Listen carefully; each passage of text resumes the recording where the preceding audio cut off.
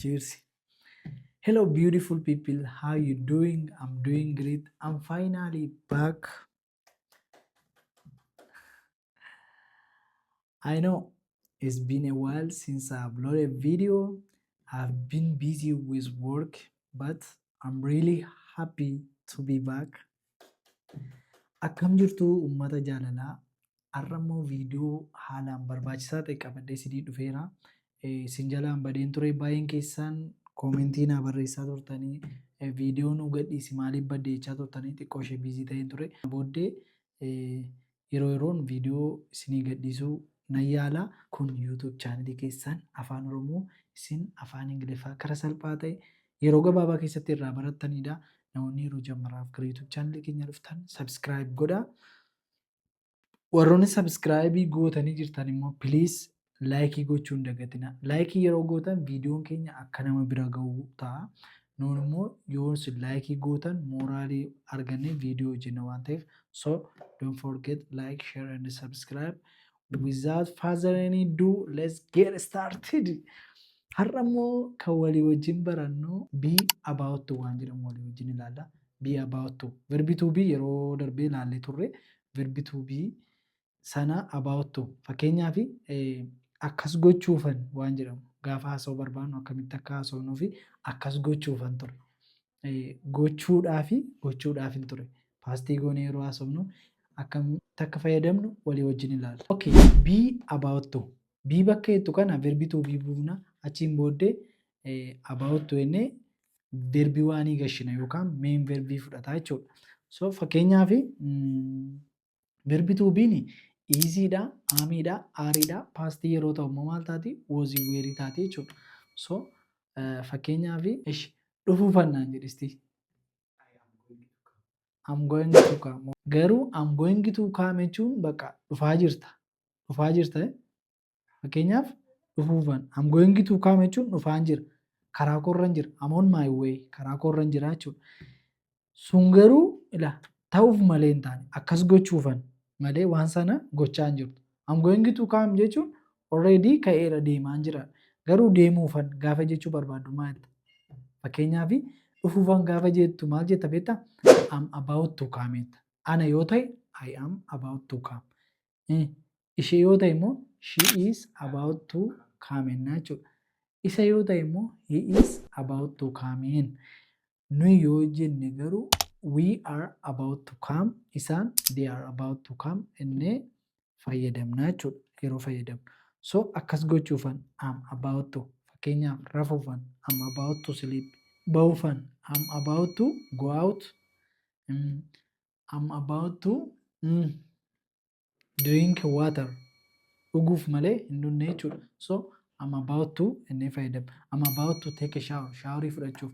Fakkeenyaaf si bilbiluuf yoon jechuu barbaade immoo I'm about to call you. So akkas gochuufan yeroo jennu I'm about to innee fayyadamna jechuudha. Akka gochuufan ture yeroo jennu immoo maal fayyadamna? Fakkeenyaaf si bilbiluuf hin ture naan jedhe. Sila maal jette? Si bilbiluufan. I'm about to call you dhamni si bilbilu. Fakkeenyaaf naa bilbiltu. Ani immoo si bilbiluuf hin ture yoon siin jechuu barbaade maalin jedhaa?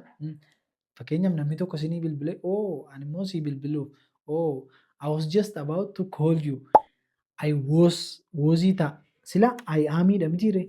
I'm about to call you jennee rabni bakka amii sana yeroo paastii ta'u immoo was gashine I was about to call you jennee fayyadamna jechuudha. Fakkeenyaaf sila naa bilbilteetu ani immoo sirraa hin kaafne. Naa bilbiltee maaliif silkii narraa hin kaafne? Maaliif bilbila narraa hin kaasne yoo jette nuyi immoo yeroo sana dhiraatii nyaachuuf turre. Dhiraatii nyaachuuf turre yeroo sana. Si galee dhiraatii nyaachuuf yeroo jennu we are about to have a dinner namni dhiraatii nyaachuuf. Dhiraatii nyaachuuf turre yeroo jennu immoo aariin yeroo paastii ta'u weerii taate we were about to have a dinner jenna. We were about to have a dinner. Dhiraatii nyaachuuf turre. We were about to have a dinner. Dhiraatii nyaachuuf turre. Yookaan bakka hafii sana itii gashuu dandeessu jechuudha. Verbi waanii fudhata. Be about plus verbi waanii jenneerra. So akkasitti fayyadamna jechuudha. Ishi.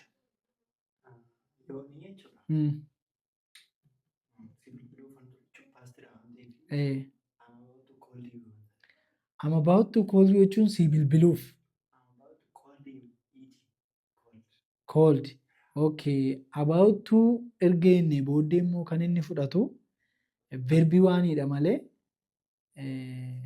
paastii miti. Sii galeera mini akkas gochuufan wanti sun paastii hin taane fiiwuchariidha baay'isee waan gara fuulduraadha mini soo kanaaf iyyuu maal ta'a?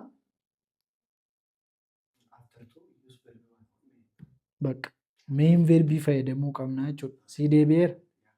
Sinis soo fakkeenyaaf yuutuubii koo sabiskiraayibii gootaniitu yuutuubii kee sabiskiraayibii gochuuf jedhaati koomentii. Fakkeenyaaf ani yuutuubii kee sabiskiraayibii gochuuf jedhaati. No. Koomentii jala nuu godhaa. Mamma maal walii wajjin ilaalla. Akkas ta'aa jirta. Fakkeenyaaf furdachaa jirta naan jedhe. No. Abaawutiin akkas ta'uuf. Soo sun immoo furdachaa jirta. Jirta akkas gochaa jirta. Sun akkas ta'uu mini akka gochaa jirta yeroo jedhamu immoo jecha bareedduu tokko fayyadamuu dandeenya. Innis you are getting fat jechuu dandeenya. Geetiitti ing dabalti. Faayidaa geetii kutaa ittaanutti bareechee isiniifan qopheessaa. Faayidaa geetii Ingiliffa keessatti geetiin iddoo guddaa baay'ee nu fayyada afaan Ingiliffaa keessatti fayyadamuuf iddoo garaa garaatti fayyadamuu dandeenya geetii. So plus ing itti daballee getting it. You are getting plus size or you are getting fat jechuu dandeenya jechuudha. You are getting lazy. Lazy ta'aa jirta yeroo jechuu barbaadu. You are getting lazy. You are getting beautiful. You are getting smart. Smartii ta'aa jirta. Getting jechuudha. So kutaa ittaanutti geetii faayidaa isaa bareechee qabadee isiniif dhiyaadha. Har'a garuu maal baruu qabdu? Be about to sirriitti bartanitti tole abdadhaa baay'ee isin fayyada. Am about to akkas gochuuf. I was about to akkas gochuufan ture. Kun barnoota baay'ee isin barbaachisuudha. Yaada keessan koomentii jala nuu godhaa. Kutaa ittaanu barnoota biraan hamma walitti deebinutti nagaan nuu tura. See you next time. Have a great time.